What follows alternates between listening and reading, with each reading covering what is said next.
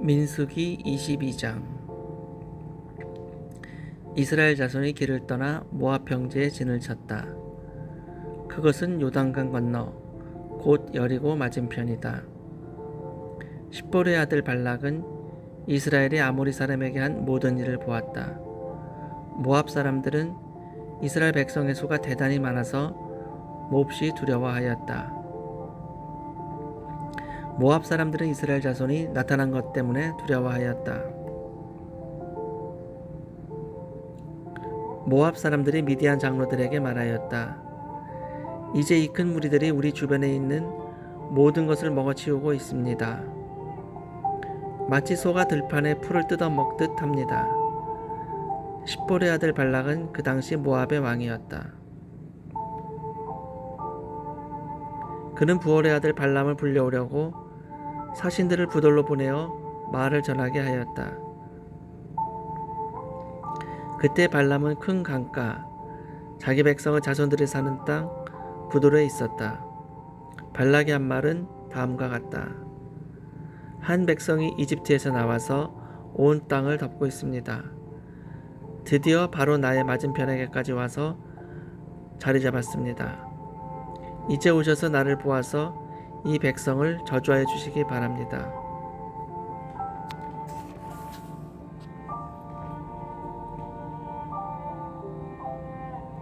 그들은 너무 강해서 나로서는 도저히 감당할 수 없습니다.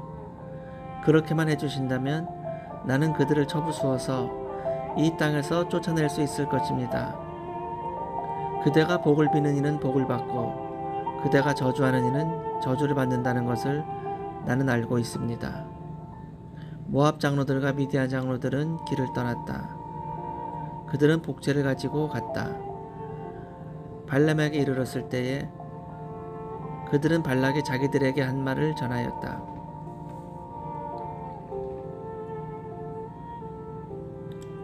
그러자 발람이 그들에게 말하였다. 오늘 밤은 여기에서 지내십시오. 주님께서 나에게 하시는 그 말씀을 들어본 다음에 알려드리겠습니다. 그래야 모압 고관들은 발람과 함께 머물렀다. 하나님이 발람에게 오셔서 물으셨다. 너와 함께 있는 이 사람들이 누구냐? 발람이 하나님께 아뢰었다. 십볼의 아들 발락, 곧 모압 왕이 저에게 보낸 사신들입니다. 이집트에서 한 백성이 나왔는데 그들이 온 땅을 덮었다고 합니다. 저더러 와서 발락에게 유리하도록 이 백성을 저주하여 달라는 부탁을 하였습니다. 그렇게만 해준다면 발락은 그 백성을 쳐부수어서 그들을 쫓아낼 수 있겠다는 것입니다. 하나님이 발람에게 말씀하셨다. 너는 이 사신들과 함께 가지 말아라. 이집트에서 나온 그 백성은 복을 받은 백성이니 저주하지도 말아라. 다음날 아침에 발람이 일어나 발락이 보낸 고관들에게 말하였다. 당신들의 나라로 돌아가시기 바랍니다.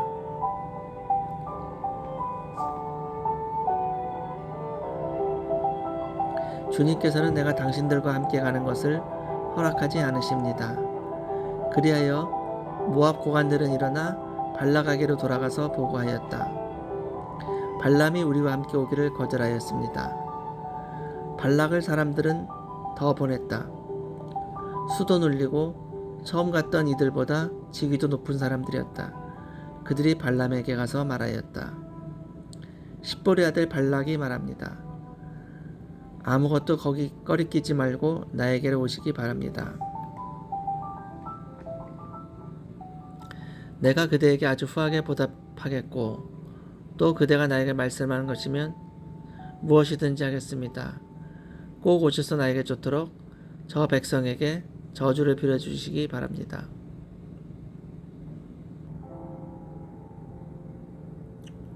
그러나 발람이 발락의 신하들에게 이렇게 대답하였다. 발락이 비록 그의 궁궐에 가득한 금과 은을 나에게 준다 해도 주 나의 하나님의 명을 어기고서는 크든 작든 아무 일도 할 수 없습니다.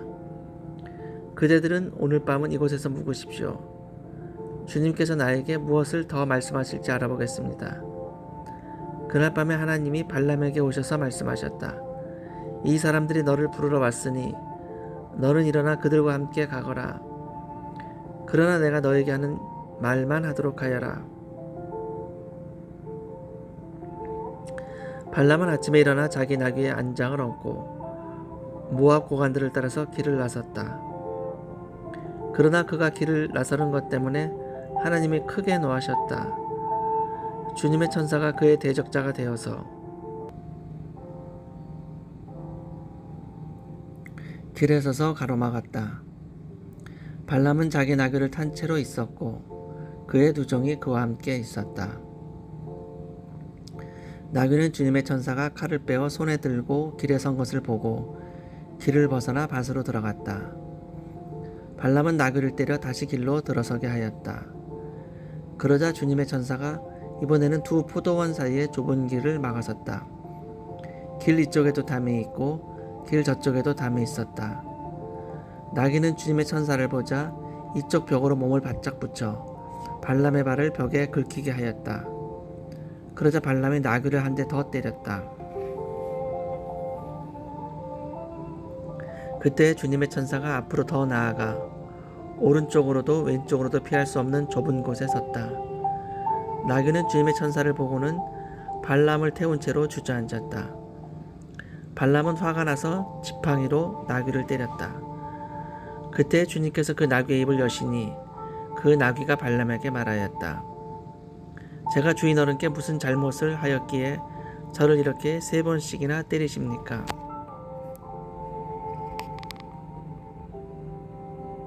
발람이 나귀에게 대답하였다. 너는 나를 놀림감으로 여기느냐? 내가 칼을 가지고 있었다라면 이 자리에서 너를 죽였을 것이다. 나귀에게 발람에게 말하였다. 저야말로 오늘까지 어른께서 늘 타시던 어른의 나귀가 아닙니까? 제가 언제 이처럼 버릇없이 군 적이 있었습니까? 발람이 대답하였다. 없었다. 그때 주님께서 발람의 두 눈을 열어주셨다. 그제야 그는 주님의 천사가 칼을 빼어 손에 들고 길에 선 것을 보았다. 발람은 머리를 숙이고 엎드렸다.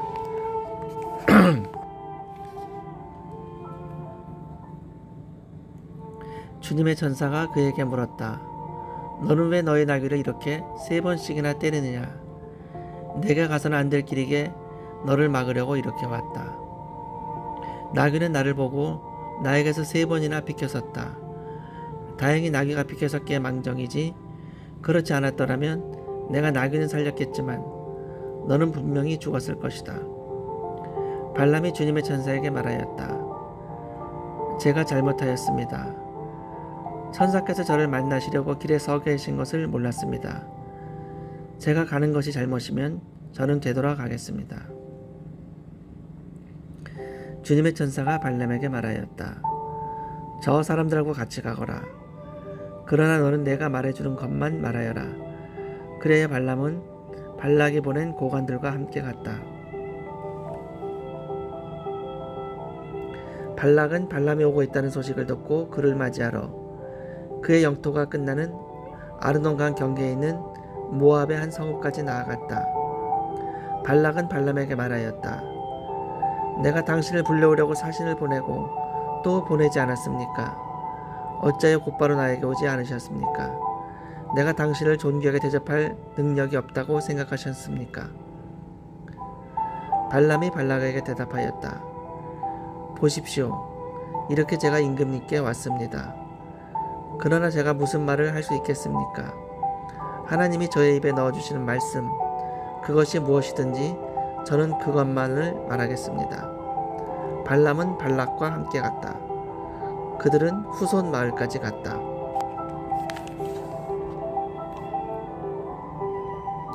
발락은 소와 양을 잡아 제사를 드리고 발람과 그를 데리고 온 고관들에게 고기를 얼마 보내주었다.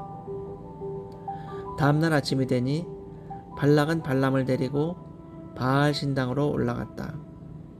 거기에서 발람은 이스라엘 백성이 친 진의 일부분을 보았다.